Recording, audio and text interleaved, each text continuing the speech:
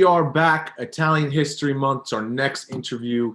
Today, I want to introduce one of my friends where he can help you out right here. This is someone right off the bat can give you a better future by listening to the advice that he's going to talk about today. Thank you for the introduction, my friend. I'm not done yet, Marco. I want to tell you a few more good things about you. Oh, I like that. All right, Yeah. good. I love hearing about myself. Marco's a great guy, super personality, knows everyone in he's based in Rhode Island, knows everyone in the state, outside the state, in Italy. If you need someone to connect with, Marco is your guy. But first and foremost, his thing is about financials. And you make this topic exciting because your personality and who you are. And I wanted to bring you on today because not many people know that I'm a CPA and that I'm involved in this industry. And when I hear the things that you do, I wanted other people to know about it because they can really benefit from your advice, and not only themselves, their family, and generations to come. So before we get into all that stuff, I always start these interviews. I like to ask about what your favorite memory of Italy is, because I know you travel there often. And I don't want to give away I think I know what you're going to say, but I don't want to give it away. But I want you to start by telling me a little bit about, one of your favorite times in Italy that you could tell the people to watch. Sure. And thank you, Lorenzo. Pleasure to be on your show. I love your show. So I want to tell you right now that my favorite memory just happened last year. I brought my girls to right outside of Pescara in Abruzzo, where they make the Montepulciano. And I got to have my kids stomp the grapes with their feet at the vineyard. So it was probably one of the most incredible days. If you know about Pescara, we ate the spadini. We had a nice grilled lamb on the little skewers right out there, al fresco, and probably one of the best days I've had in at least my 45 years on Earth. I would say probably one of the best days right there in the vineyard. So that definitely is one of the best. And I gotta say, Pescara overall, just having dinner on the Trabocchi. If you haven't done it, I gotta say, Pescara is one of those places most tourists don't make. They make Positano. They go to everywhere else but a Paeses, right? Is that's usually the way it is, right? Yeah. And I'm not trying to hook you in because actually my family's not directly from Pescara. My father's family's from Abruzzo. My mother's family's from Monte Cassino, very famous place from World War II. So I'm glad we connected, but there are many memories. But last year, I'll tell you, I tried to do it again, but this COVID shut me down, Lorenzo. This year, we couldn't do it all over again, but I'm sure we'll be back next year. So I think if there's one person that loves to go to Italy more than me, I think you might be up there. We're close. You want to live there. Right there. You want your plans to live in Italy to get to work over there. Are high, and for what you do and how you help people, it's very possible. So if people are really inspired to actually do this, to be able to work remotely, make a good living for themselves, doing what you do is also a possibility as well. So for people who are looking to potentially make money virtually, help people out tremendously, they should contact you if they want to hear more after. Absolutely. One of the ways, like if you're in retirement mode, so most of my folks that I consult a lot of small business owners and retirees. That's kind of my wheelhouse. And a lot of people, they get to that retirement mode and they say, you know what, I'm tired of paying taxes in New York, Philly, Jersey, Rhode Island, Massachusetts, name it, right? In the Northeast, it's brutal. It's brutal. Your money, when you put it away in retirement plans, qualified plans, a lot of times, unless you did a Roth, you're the fifth one to be paid. So in other words, you're going to pay income tax, right? If you're of age where you can retire, you can take some of the money out, but it gets added to your income tax. There's a lot of ways to plan your money so that you're not getting hit with income tax at every turn in retirement. Now, they say your tax bracket goes down. That's not necessarily true. Your tax bracket doesn't go down in the United States. In Italy, I can tell you one thing that's going to happen when you make the shift. We look at comparable taxes, right? Like where we are in Rhode Island, Massachusetts, the taxes are pretty high. In Italy, you don't pay taxes on your first home. There's no property tax. If you start some kind of little business and you promise to hire one or two people, they give you money to actually start the business. Not a grant, not a loan, but they give you money. to start a business. There's no entrepreneurship there. So if you have an idea where you want to do some of your income virtually, which nowadays almost everyone's doing virtual. My uncle who's 72 said he's got to go. He's got to do a Zoom. He was over at Roma having cappuccino. He said, somebody's got to do a Zoom with me. I got to explain how a job's going to work. I'm like, are you kidding me? 72 years old. So, I mean, it is possible. But here's the thing. Even if you wanted to earn an income in Italy, it's not as hard as it used to be. So I'll give you an example. I've worked on a lot of government contracts. So I know how to get government contracts in foreign countries. Because I speak Italian, it's a little bit easier to get a foreign contract. Now, there's a lot of military bases. As long as you have a clean record, there's no issues, good credit, and you can get a clearance from the government. You can work as a civilian support to our military. Oh, yeah. Italy has 8 bases on it. So then you can just expound even further. How many American corporations do business in Italy? A lot. Then you've got the State Department. So I would say Italy in general has about 25 to 30,000 jobs on average that are available to Americans that we don't even think about. So between State Department, the military, and corporations. So if you wanted to work there, you'd have an option. Probably your best bet, though. Nobody wants to work like an American in Italy. Trust me.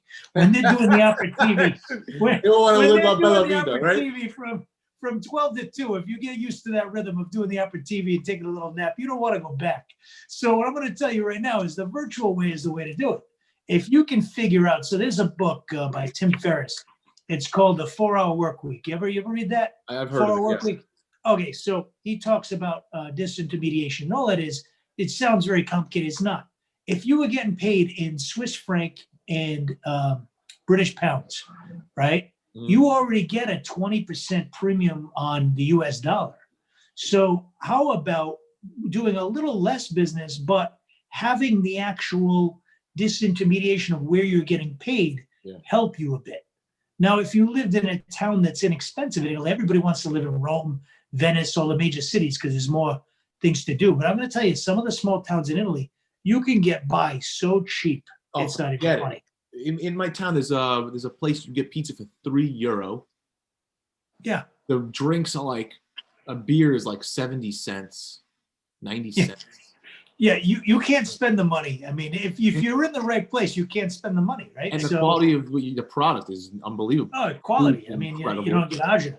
So I'm going to tell you right now, so you got a few options. So one is to figure out what you can do online to make money. And if you're in consulting and professional services, it's a little easier. If you're not in professional services, like for example, tax preparation, if you did just taxes for expats over the internet, you could get a ton of responses. I know someone that does moving services for expats. I met this gentleman not too long ago, and we've done some business, and I can tell you that there's a lot of stuff to do out there. One other thing about Italy, there used to be this old thing that it's so impossible to do business in Italy. It is if you're manufacturing, because Italy is a very manufacturing intensive country. So manufacturing, I completely agree. It's very difficult to manufacture in Italy. But I can tell you that professional services, very much like here in America, as long as you have a license, you do your you get certified, you get the codice fiscale. If you're looking to get a citizenship in Italy, I can tell you that you can get the fiscal code or the equivalent of a social security number before you even apply.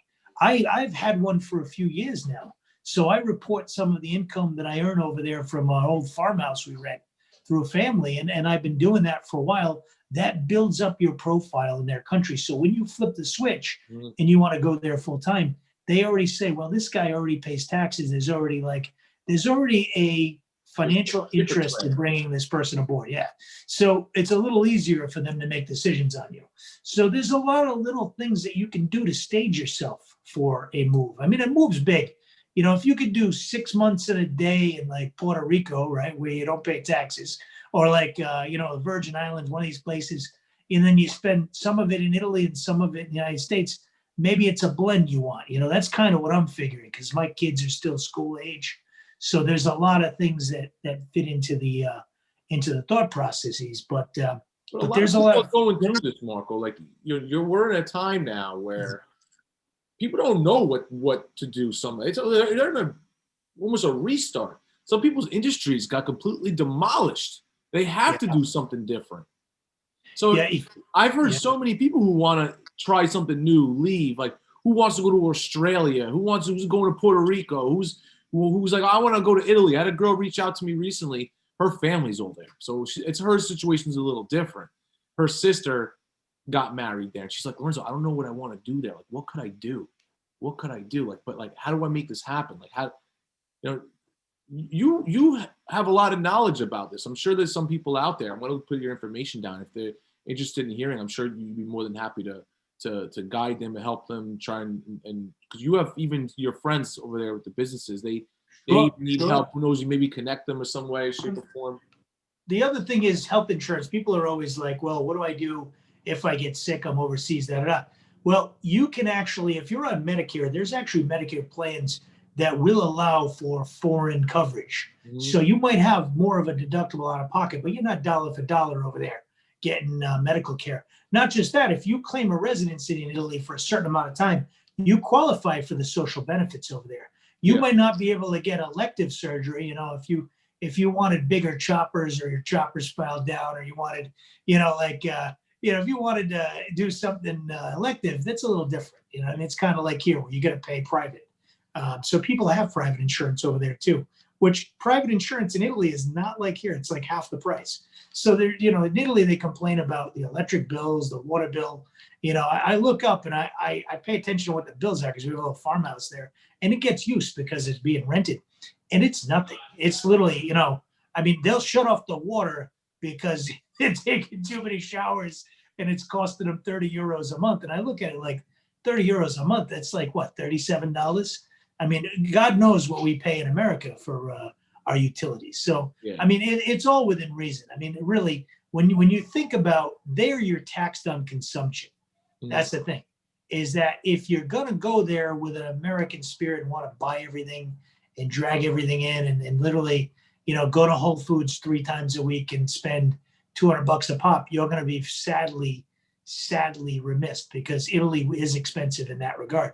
But if you dial down your expectations and you kind of learn to live like they do, like it doesn't matter how rich the person is, they all have chickens. You know what I mean? Like it's like it doesn't matter. Like in some of the country places you go, and it could be a doctor, a lawyer, whoever it is, they all have like their own organic gardens. They all have, a way to produce food. And actually it's a nice thing. You get invited to someone's house and make a homespun something. It's amazing. Yeah. So what I can tell you is that there are ways to get what you need there, but you have to have kind of the Italian, you almost have to adopt the Italian mindset. Like if it happens today, it happens. If it doesn't, it'll happen next week. You know what I mean? Because over there, you get in line to get in line to get in line. So like the convenience, like we went to go pull out money one time at the bank. It took like a half a day. Yeah, no, just to go to get money, just to get money. Even the convenience stores you think that are good, like you'll go to an Egypt. Let's say you run out of something you would normally get at CVS, right? You try to go to an Egypt station, they don't even have anything. You go like my wife really needed feminine products. We were on the road in Italy and we're like, all right, maybe we can stop somewhere. It's like 6 o'clock at night, all right? And I'll tell you what, some of the areas, they roll up the streets completely. You can't get anything. So convenience-wise, sometimes you're going to get stuck where it's like, even the convenience store doesn't have what you want half the time. So it's like, it's not like here in that regard. So there's little things you miss. But I can tell you, to set yourself up financially, the best way to set yourself up financially is to talk to a professional, whether it's me or someone else that is versed in the tax repercussions of you moving to a place like that. You want to stage your income too in a way where you're not overpaying American taxes. You don't want to be paying dual taxes. That's the other part too. So you want to make sure everything's all set up so that you're not, completely overburdened with tax. And the other thing is you may want to at least look at a way to structure your assets. We're going into a financial period that is probably going to be a high inflation period. So in the United States, so you want to have some kind of hedge for inflation, so your dollar is not going to go as far as it did already against the euro. The dollar is it was $1.18 yesterday. Yeah, $1.20. A while ago, when last time I went, it was $1.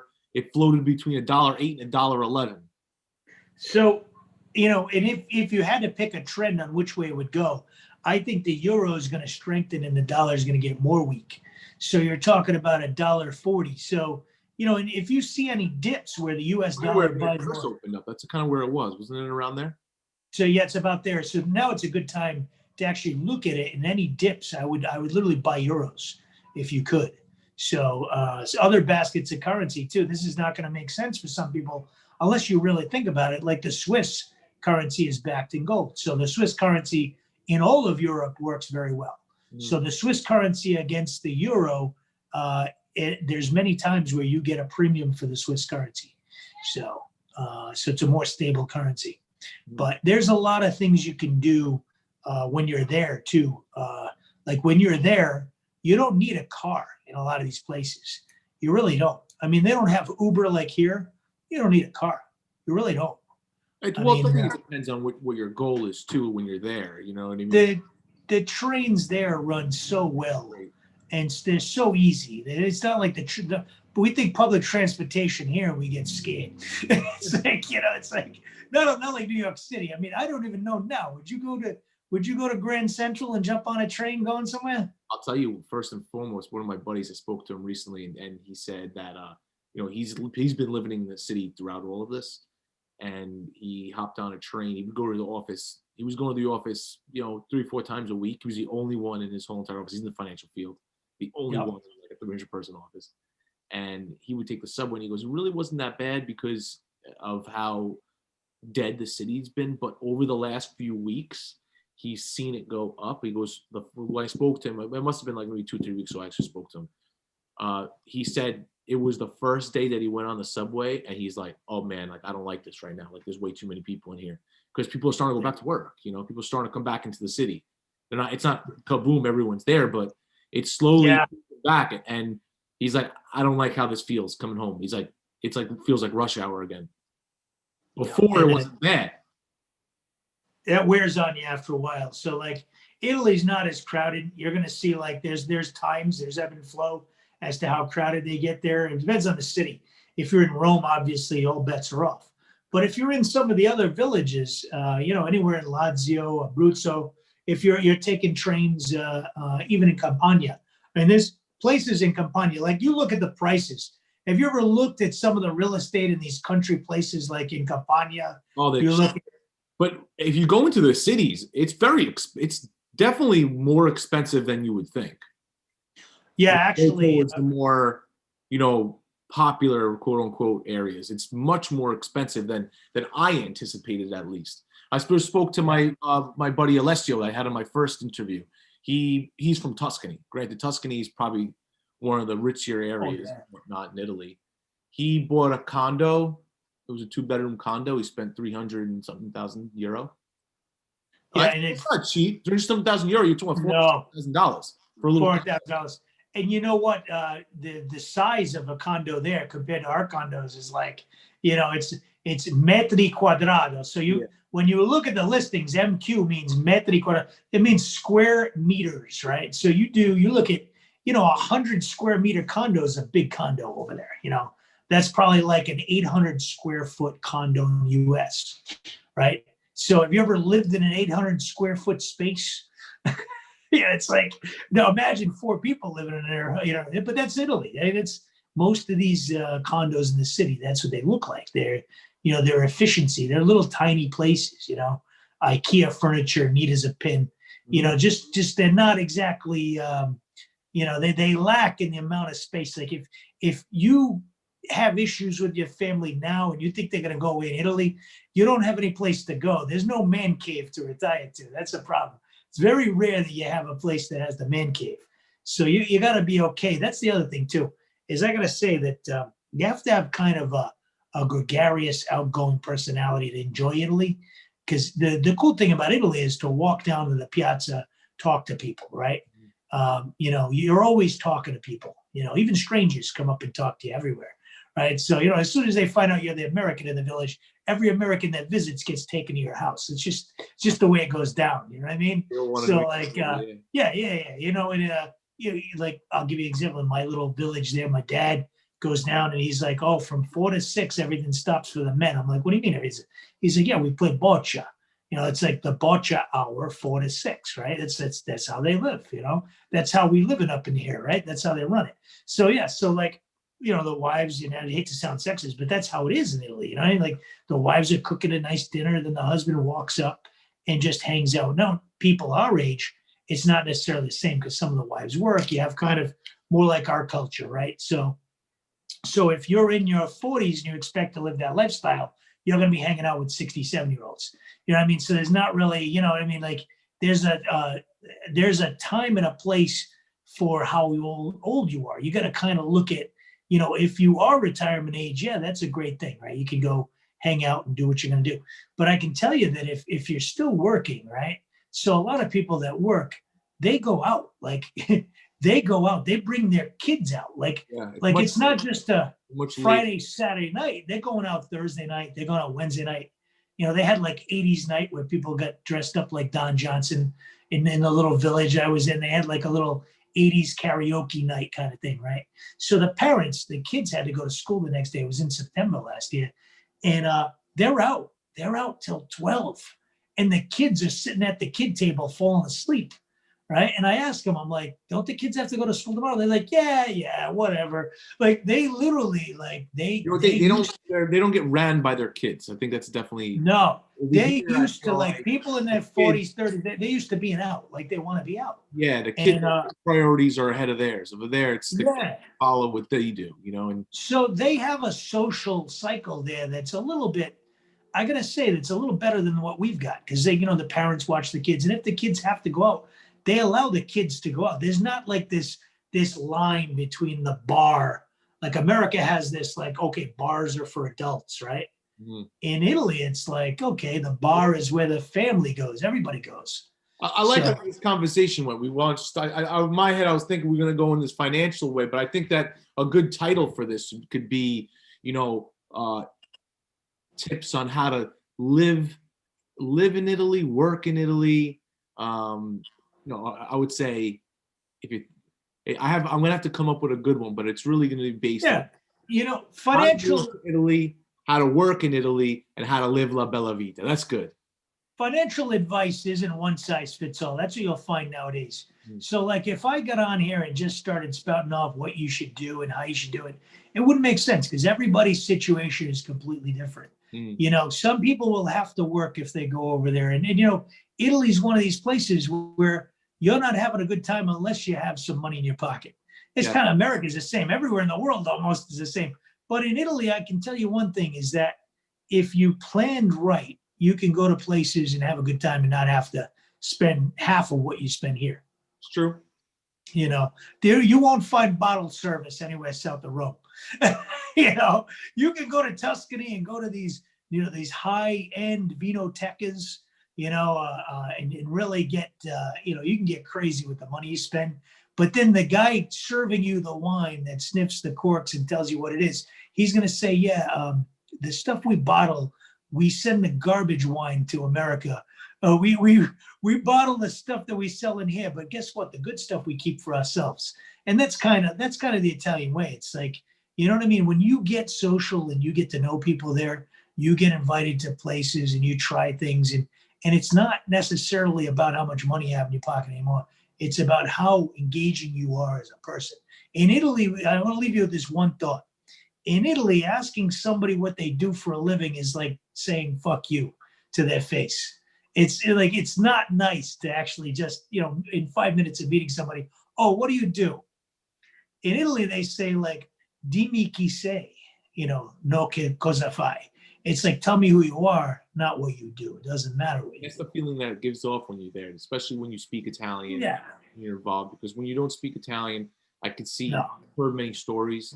Of just more typically up north you see it more where they don't take kindly to the Americans as much, but I think that's kind of changing. I think that that thought process is becoming older. I feel like I had a recent conversation with one of my friends, Yumi, who was in Milan. She speaks beautiful Italian now, but back then she didn't. She's in the wine business. She does wine harvesting, and a young girl overheard the conversation because this girl in Milano was giving her an attitude that she couldn't speak Italian. and someone defended her and said, "This is the problem with it. We're backwards in this sense." Like, and she defended her. So you're seeing that more and more. They were more welcoming to especially to Americans. But if you learn how to speak Italian, they are just so open with you. They want to know who you are, exactly like you said. Who are you? They're never going to ask you what you're doing. What do you do for a living? Why are you here? They want to know, who are you? Like, what? Oh my God, what brought you here? They want to know your purpose. You know, I just tell them I'm Lorenzo Abbattiello. I run the modern day Italian, and they let you in everywhere. Then I'm here to critique, your place. Mi servo da mangiare. Ho bisogno da mangiare. That's what I say. That's one thing in Italian you have to learn is, ho bisogno da mangiare. What was that guy, Panetta, the fat comedian, used to say? Oh, Italians, you go over there, all they do is feed you, mangia. They're like, no one cares that I'm 500 pounds, going to die of a stroke and diabetes tomorrow. They just want to feed me. That's Italy.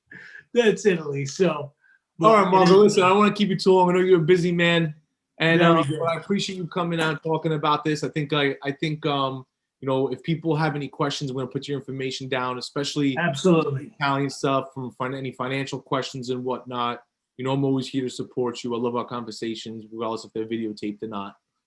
But absolutely, very good, very good. Anytime. Thank you very much. Always a pleasure, my friend. Always a pleasure. And if they need to contact me, they want to send me an email. You want to send me questions regarding, what the tax repercussions. What would it look like for you financially? I can do all the equations for you here. I have pretty much enough working knowledge of U.S. and Italian codes and what you can do. So just shoot me an email at mcapaldi, Capaldi, at independentbenefitsolutions.com. Very good. I'll attach everything on the bottom so people can see it, all right? You got it. All right. Thank you, Lorenzo. All right, my friend. Ci vediamo. Ciao, ciao. Grazie tanto. Ciao.